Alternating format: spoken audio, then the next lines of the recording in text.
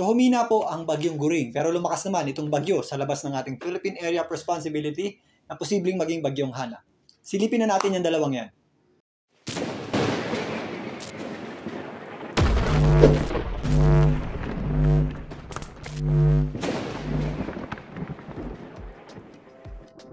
Welcome po muli sa Philippine Weather Trivia. Again, para po sa mga bago sa channel na to, ako nga pala si Alvin Pura, isang meteorologist at ang inyong weather tito. So ngayon magdamag, humina nga ang bagyong Guring.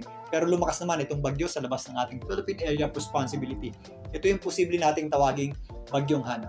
Ngayon, unahin naman natin itong bagyong Guring. So patuloy po ang paghina ng bagyong Guring. Bumaba na rin po yan sa typhoon category ng Pag-asa. Sa pinakahuling ulat ng Pag-asa, ito po ay nasa 155 km per hour na lakas ng hangin na lamang mula sa kanyang gitna. Kung minsan may mga pagbugsong umabot sa halos 190 km per hour. Ang bagyong Guring po ay huling namataan ng Pag-asa sa layong 245 km east ng Kasiguran Aurora. Yung gitna o center po niyan ay nandito sa dagat at mas malayo na nga po yan sa ating landmass o kalupaan. Kumilos nga po ito pa east, pasilangan, palayo sa ating landmass o kalupaan. Sa kasalukuyan, ito po ay kumikilos na pa north-northeast. Pa-recurve na po yan sa bilis na 15 km per hour. So narito muli ang official forecast track ng Pag-asa para sa bagyong Guring.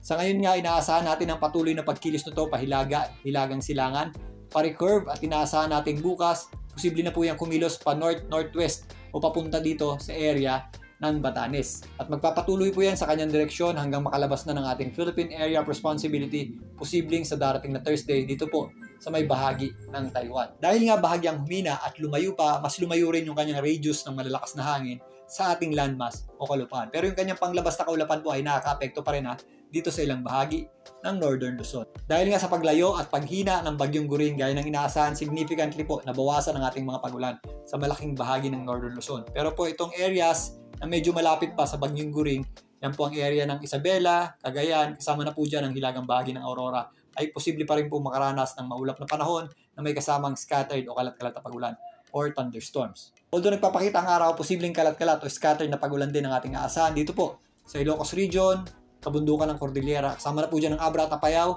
maging dito sa extreme Northern Luzon. Samantalang yung inflow naman ng ating hangin o yung ating hanging habagat or southwest monsoon, nakaka-apekto pa rin po sa malaking bahagi ng Central Luzon. Although nagpapakita rin po ang araw, medyo mas maulap po ang ating panahon ngayon at medyo mataas ang tsansa ng mga pagulan o thunderstorms. Lalong-lalo na sa western section nito, ang area ng Zambales at Bataan. Ramdam pa rin ang hanging habagat dito po sa area ng Metro Manila, Calabarzon, kasama na po dyan ang Bicol Region. Samantalang malalakas na pagulan pa rin dulot ng habagat ang ating aasahan dito po sa Mimaropa, particularly dito sa area ng Mindoro at hilagang bahagi ng Palawan. Posible rin po yung mga scattered o kalat-kalat na pagulan dito po sa Western Visayas at Zamboanga Peninsula. Ngayon, silipin naman natin itong bagyo sa labas ng ating Philippine Area of Responsibility. Lumakas pa nga ito at isa ng tropical storm. Diyan po ay nabigyan ng international name na Haiku. Ayon sa pinakahuling ulat ng Pag-asa, ito pong bagyong may international name na Haiku ay may lakas na hangin na umabot sa 65 km per hour malapit sa kanyang gitna at kung minsan meron niyang mga pagbugsong umabot sa halos 80 km per hour.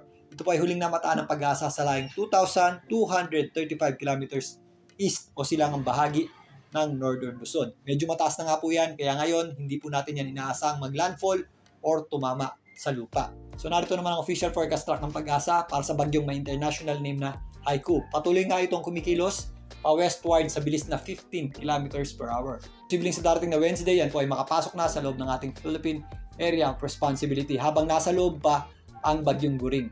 Kaya posibleng magsabay ang bagyong Guring at bagyong Hana sa loob ng ating Philippine Area of Responsibility. Inaasahan din natin ang patuloy na paglakas nitong bagyo sa labas ng ating Philippine Area of Responsibility at kung makapasok po yan sa ating boundary line, yan po ay nasa typhoon category na.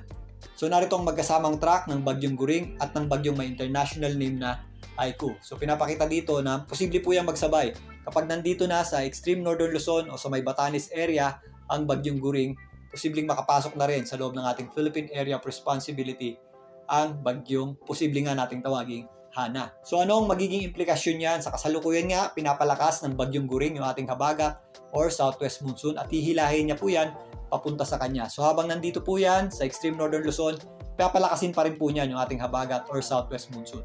So bagya po yung hihina kapag lumalayo rin yung ating bagyong Guring. Pero habang sumusunod naman itong bagyong Hana sa loob ng ating Philippine Area of Responsibility. If ever nandito na po yan sa itaas na bahagi o northeastern section ng Hilagang Luzon, yan naman po ang hihila o magpapalakas ng ating habagat or southwest monsoon na siya pong magdadala ng mga pag-ulan, particularly sa western section ng ating bansa.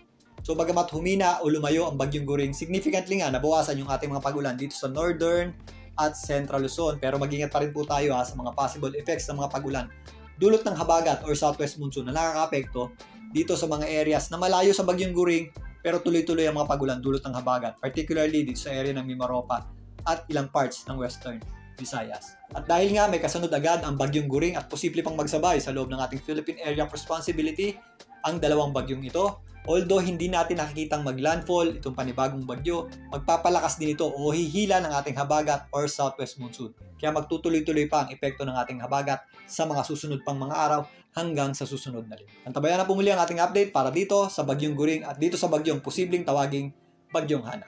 Muli, ito po ang inyong Weather Tito para sa Philippine Weather Trivia.